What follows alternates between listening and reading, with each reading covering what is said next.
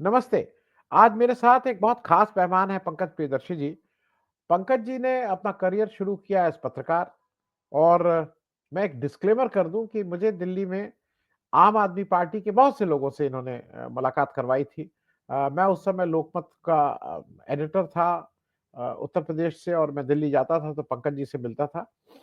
अब वो चाहे मनीष सिसोदिया साहब हों, चाहे अरविंद केजरीवाल हों और पंकज जी का उस समय के कुमार विश्वास भी इन सबसे इनका बहुत व्यक्तिगत वो था और ये पूरी तरह से एक समय ऐसा आया कि इन्होंने पत्रकारिता को नमस्कार किया और पूरी तरह से आम आदमी पार्टी के समर्पित कार्यकर्ता हो गए। मुझे ठीक से याद है कि पंकज जी एक समय चूँकि बिहार में मूल रूप से आते हैं, ये बहुत आशावान थे कि बिहार में आम आदमी पार्टी कुछ बहुत बड़ा करेगी। ये अगर मैं गलत नहीं हूँ तो 2019-20 की बात है।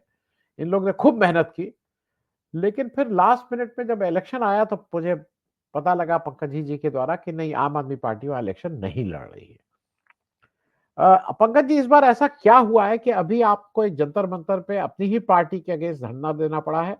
और एक बात और करिएगा, आज की तारीख में आप पार्टी में भी हैं, निकाले गए हैं कि नहीं गए हैं? निकाले जाने की संभावना है कि आप ही असली आम आदमी पार्टी हैं?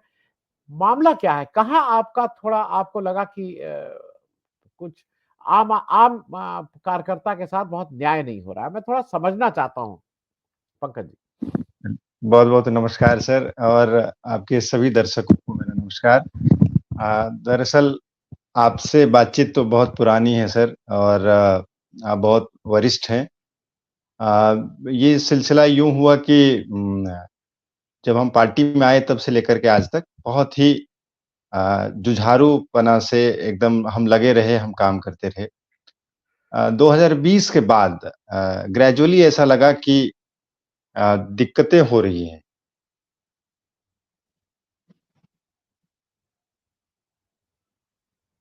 और पार्टी में एक बदलाव होना शुरू हो गया। उसके बाद पार्टी एक बहुत ही बुरे दौर से गुज़र रही थी। तमाम बड़े नेता जेल के अंदर थे और हम सभी लोगों को ऐसा महसूस होने लगा कि अभी पार्टी के साथ खड़े रहने का वक़्त है। बहुत सारी चीज़ें इंटरनल हैं जो हम लोग जानते थे।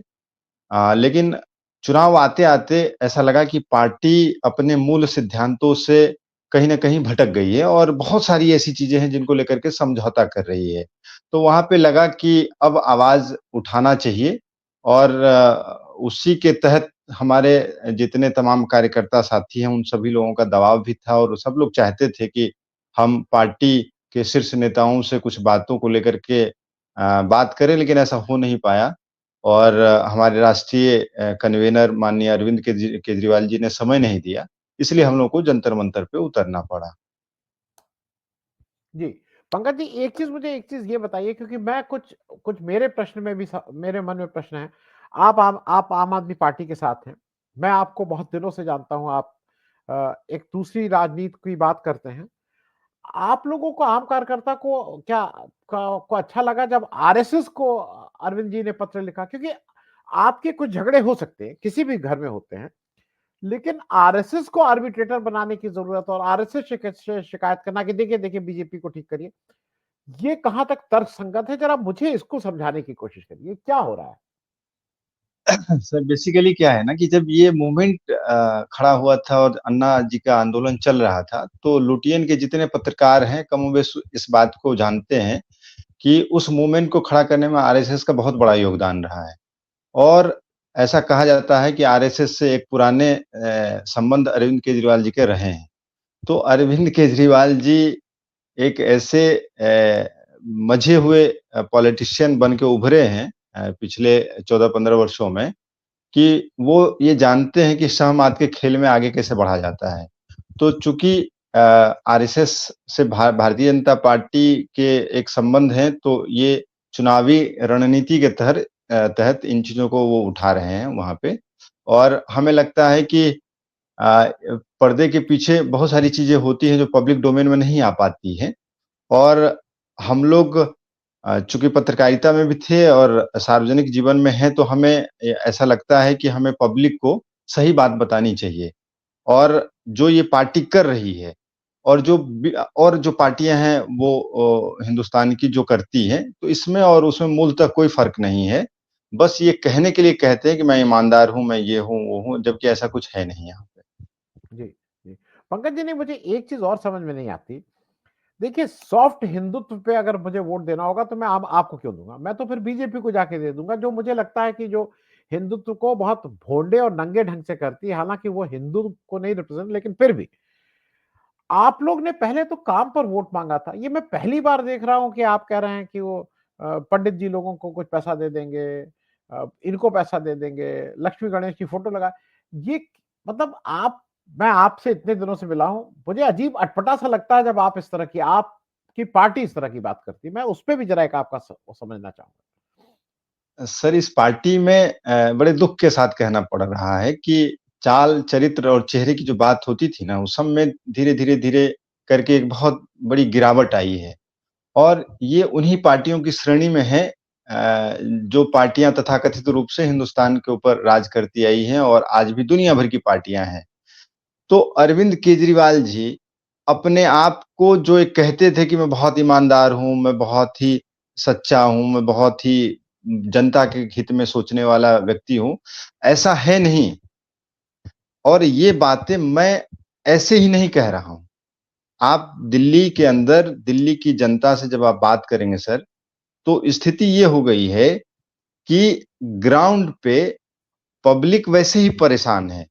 दिक्कत ये है कि यहाँ की जो अपोजिशन पार्टियां हैं वो अरविंद जी से या आम आदमी पार्टी से फाइट नहीं कर पा रही हैं, इसलिए वो यहाँ पे सस्टेन कर रहे हैं। अदरवाइज हमें लगता है कि सत्ता परिवर्तन बहुत स्वाभाविक है इस बार दिल्ली के अंदर। जी, जी। मैं पंकज जी कुछ चीज़ें इसलिए क्योंकि अब तो इलेक्शन डिक्लेयर हो गया है, 5 तारीख को वो है। कुछ लोगों का ये भी मानना है कि जिस तरह की पॉलिटिक्स बीजेपी करती है और खास करके मोदी जी के नेतृत्व में करती है, उसका अगर कोई जवाब दे सकता है उन्हीं की भाषा में, उन्हीं की पैंतरेबाज़ी में, वो केवल अरविंद केजरीवाल जी कर सकते हैं। क्योंकि वो उस भाषा को समझते हैं और जिस तरह की मोदी जी जिस लेवल पे नीचे गिर के पॉलिटिक्स करते हैं, जैसे मोदी जी ने शीश महल उठाया, तो उन्होंने राजमहल उठा दिया। हालाँकि बड़ा क्वेश्चन एज़ अ पत्रकार मुझे लगता है कि चाहे वो शीश महल बने और चाहे वो राजमहल बने, जो राजीव रंजन जी ने इस बात को उठाया भी है अपने यहाँ, वो दोनों शीश महल और राजमहल कोरोना काल में बने। मतलब चाहे वो चीफ मिनिस्टर बनाए या प्राइम मिनिस्टर बनाए, उनकी प्राथमिकताएँ भी इससे दिखती हैं कि जिस समय कोरोना में लोग मर रहे थे, उस समय आप अपना शीश महल बना रहे थे, वो अपना राजमहल बना रहे थे। मैं थोड़ा इस पे भी एक आपकी टिप्पणी लेना चाहूँगा। आपको लोगों को जो आम कार्यकर्ता थे, आप मुझे कई आम आदमी पार्टी के लोगों से मिलवाए हैं, जंतर-मंतर के बहुत से आप तिब्बत आंदोलन के समय जब था, आप लोग आम आदमी पार्टी की तरफ से आए थे। आप लोगों को कहीं ये नहीं लगता है कि ये मतलब ये कहाँ पहुँचे जा रहे हैं आप लोग भाई? पंकज जी। निश्चित तौर पे सर। जब ये शीश महल जब बन रहा था तो कई लोगों ने मुझे वीडियो बना के भेजे और ये वायरल भी खूब हुआ दिल्ली के अंदर। तो एक मन में अनायास एक सवाल खड़ा हुआ कि 10 लाख के कर्टेन की बात हो रही है, पर्दे की बात हो रही है, दुनिया भर की बातें हो रही है। तो धीरे-धीरे बहुत सारी बातों को हम लोग जानते थे। पार्टी एक अलग दौर से गुज़र रही थी, तो उन सब चीज़ों को हम उठाना ठीक नहीं था। और दूसरी बात क्या है कि सर मोदी जी के बारे में अरविंद जी बहुत कुछ बोलते हैं। कहते हैं कि तानाशाह है, ये हैं, वो हैं, तमाम तरह की बातें होती हैं। अरविंद केजरीवाल जी खुद वन मैन आर्मी शो हैं इस पार्टी के अंदर और वो खुद नहीं किसी की सुनते। तो यहाँ लोग कहते हैं कि ये मोदी जी से बड़े तानाशाह हैं। और दूसरी सर दिक्कत ये है कि इस पार्टी के अंदर कोई भी नेता अरविंद केजरीवाल जी के सामने बोल नहीं सकता। और ये जो डिटोरेशन आया है, ये सब आया है पिछले 2020 से लेकर के आज तक। और पार्टी के एक-एक कार्यकर्ता यही सब कारण है कि आज वो घर बैठे हैं या दूसरे दलों में चले गए या तो फिर वो निष्क्रिय हो गए। 80% कार्यकर्ता ऐसे हैं जो इस चुनाव के अंदर सक्रिय नहीं है। और अरविंद केजरीवाल जी खुद अपने आप को प्रधानमंत्री के रूप में देखते हैं। और ये बात भी सत्य है कि दिल्ली के अंदर जो अरविंद केजरीवाल जी नैरेटिव सेट करते हैं, उसको पाने में भाजपा भी विफल है और कांग्रेस पार्टी भी विफल है। लेकिन एक चीज़ मैं सर कहना चाहता हूँ आपके दर्शकों को भी कि हम आम आदमी पार्टी में हैं और हम सब इनकी शाहमात को जानते हैं। हमारे साथ बहुत सारे संस्थापक सदस्य हैं, बहुत ऐसे लोग हैं जो इनको नैरेटिव सेट करके देते थे, वो सब लोग हैं। और इस बार हम लोगों ने भी मन बनाया है कि पार्टी में रहते हुए पार्टी की कमियों को, पार्टी की खामियों को जनता के बीच उजागर करेंगे और हम सब लोग एक ऐसा नैरेटिव सेट करेंगे जिसमें अरविंद केजरीवाल फंसेंगे और अरविंद केजरीवाल जी को और इनकी आम आदमी पार्टी को जवाब देना मुश्किल पड़ जाएगा। और इसीलिए वो बहुत ज्यादा घबराए हुए हैं। और अभी आपने सुना होगा कि 2 विधानसभा सीटों पर लड़ने की बात हो रही है। तो नई दिल्ली विधानसभा में 2020 में मैं काम कर रहा था, उनकी धर्मपत्नी जी के साथ। और मुझे मालूम है कि इस बार नई दिल्ली में भी स्थिति बहुत अनुकूल है नहीं। और जितने वीआईपी सीट हैं, जहाँ पे मुख्यमंत्री से लेकर के तमाम मंत्री चुनाव लड़ रहे हैं, मोटे-मोटे तौर पे ऐसा दिख रहा है कि ये सभी सीट हारने जा रहे हैं इस बार। जी, जी। मैं चूँकि इनकी पत्नी की बात आपने की, एक अजीब-सा पंकज जी एक इंसिडेंट हुआ स्वाति मालीवाल का। स्वाति मालीवाल जी, इनके तो घर की जैसी थी बिल्कुल, इनकी बहुत ही जिनके ऊपर उनको विश्वास था। फिर जैसा कहा जाता है, जो चर्चा है कि उनसे इस्तीफ़ा माँगने की पेशकश हुई और वो जब इनके घर पे बुलाए गए, तो इनकी पत्नी उन पे आके काफ़ी आक्रोशित थी कि भई जब इस्तीफ़ा देना है, तो तुरंत इस्तीफ़ा दो और उसको लेके काफ़ी कहा-सुनी हुई थी। आप लोगों को नहीं लगता है कि भई आपके जो इतने लंबे समय तक आपके साथ हैं, वो बहुत से लोग आपका साथ छोड़-छोड़ के क्यों जाते हैं? मैं पुरानी लिस्ट की खुद नहीं दोहरा रहा हूँ, लेकिन हाल के दिनों में जिनको आप राज्यसभा का मेंबर बनाते हैं, 6 महीना पहले और 6 महीने बाद आप कहते हैं इस्तीफा दे दो, तो इतना फ्लिकर माइंडेड कैसे हो सकते हैं पंकज जी? और स्वाति मालीवाल वाला मामला क्या है? वो खत्म हो गया, वो चल रहा है, वो कहाँ तक पहुँचा? इस पे भी ज़रा एक टिप्पणी। वो मामला तो अभी कोर्ट में है, लंबित है। सबसे बड़ी बात सर ये है कि जो पार्टी स्त्रियों के सम्मान के बारे में और बहुत बड़ी-बड़ी बड़ी बातें वो किया करते हैं हमारे राष्ट्रीय नेता, उनके आवास पे और वो मौजूद थे आवास पे। उनके जो राजदान हैं, उनके पीए हैं, सुपर कन्वीनर हैं, सुपर सीएम हैं, मिस्टर विभव कुमार। वो विभव विभव कुमार, ये लोग कहते हैं कि आम आदमी हम लोग हैं। वो गुच्ची के जूते एफआईआर जब आप सर देखेंगे तो उसमें गुच्ची का जूता जो 1 लाख से कम का नहीं आता, उससे उसकी उस महिला की राज्यसभा सांसद की पिटाई करते हैं वहाँ पे। और बड़ी अजीबो-गरीब घटना घटती है। और उसके बाद पार्टी के बहुत बड़े नेता उस पे सफाई भी देते हैं और कहते भी हैं कि उस पे पार्टी भी कार्रवाई करेगी और ठीक अगले दिन वो विभव कुमार अरविंद केजरीवाल जी के साथ लखनऊ एयरपोर्ट पे देखे जाते हैं। तो ये पार्टी में एक तरीके का नैतिक पतन भी हो रहा है सर। और ये पार्टी उसी दलदल में जाकर के फँस चुकी है, जिसमें और बाकी पार्टियों के बारे में अरविंद केजरीवाल जी एक ज़माने में आरोप लगाया करते थे। तो स्थिति बहुत ही दुखद है और कहने में भी अजीब लग रहा है कि हम लोग ऐसे पार्टी में पिछले 12-13 वर्षों से काम कर रहे हैं। तो बहुत ही चिंताजनक स्थिति है। जी। मैं एक चीज़ और ज़रा समझना चाहूँगा। देखिए ऐसा है आप उस पार्टी में हो सकता है आप इस बात को सार्वजनिक रूप से ना स्वीकार करें, लेकिन प्राइवेटली विपक्ष का जो सबसे बड़ा नेता के रूप में राहुल गांधी उभर आए हैं क्योंकि उनको ये माना जा रहा है कि वो कुछ मुद्दों को लेके ज़ीरो टॉलरेंस की बात कर रहे हैं। वो मुद्दे चाहे संविधान बचाने की बात हो, वो मुद्दे चाहे जात जनगणना की बात हो, वो मुद्दे चाहे बेरोज़गारी की बात हो और मेरे व्यक्तिगत रूप से मैं आपको बताता हूँ, वो मुद्दा चाहे अडानी की बात हो। अडानी पे अकेला एक व्यक्ति पूरे देश में है जो अकेले खड़ा हुआ है और वो ये तक कहता है कि मेरी पार्टी भी अगर मेरे साथ नहीं रहेगी तो मैं अडानी जी की इन बातों से को छोड़ूँगा नहीं। ऐसे में एक तो बहुत अजीब-सी चीज़ ये होती है कि एक सोशल मीडिया के एक किसी चैनल को 5 जो आपके सबसे बड़े लोग हैं, वो एक साथ इंटरव्यू देते हैं। जिस चैनल के ऊपर ये बात भी होती है कि भई वो चैनल हुँ। कहीं से मित्रता है उसकी अडानी जी से। और केवल यहीं पे बात नहीं मैं इसलिए कह रहा हूँ, वहाँ पे आपकी पार्टी के प्रमुख प्रवक्ता राहुल गांधी की मानसिक स्थिति और इस पे बात करने लगते हैं। मैंने राहुल गांधी को अभी तक अरविंद केजरीवाल के बारे में कोई अमर्यादित टिप्पणी नहीं सुनी है मेरे द्वारा। नीचे पार्टी में लोग करते हैं, आपकी पार्टी के उधर करते हैं, उधर के इधर करते हैं। मैं जरा इस पे एक टिप्पणी चाहता हूं कि अगर आप अपने यहाँ की मर्यादा नहीं रखते हैं, लेकिन दूसरे से आप वो मर्यादा चाहते हैं। मैं इस पे पंकज जी एक आपकी टिप्पणी चाहूंगा। बिल्कुल, बिल्कुल ठीक कह रहे हैं सर। आप देखिए सर क्या है ना कि जब चुनाव के माहौल में, और जब आपको ये दिख रहा है कि हम कहीं इस चुनाव में फंस रहे हैं और दिल्ली से सत्ता अगर हमारी चली जाएगी तो हम पंजाब से भी उखाड़ फेंक दिए जाएंगे, तो निश्चित तौर पे वो फ्रस्ट्रेशन कहीं ना कहीं अरविंद केजरीवाल जी के चेहरे पे दिखाई दे रहा है, उनके बॉडी लैंग्वेज में दिखाई दे रहा है।